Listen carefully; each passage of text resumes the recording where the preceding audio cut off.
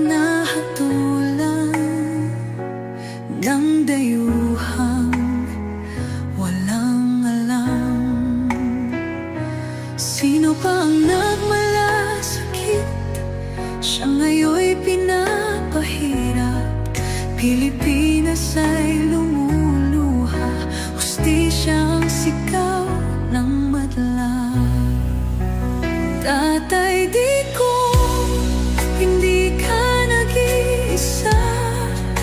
Milyon-milyong puso ang kasama. Ang bayang minahal mo ng tapat, hindi kailanman lilimot sa iyong hirap.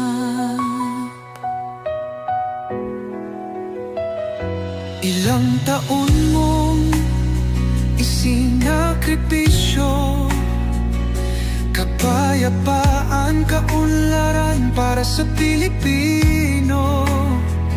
Ngunit ngayon'y dinadala sa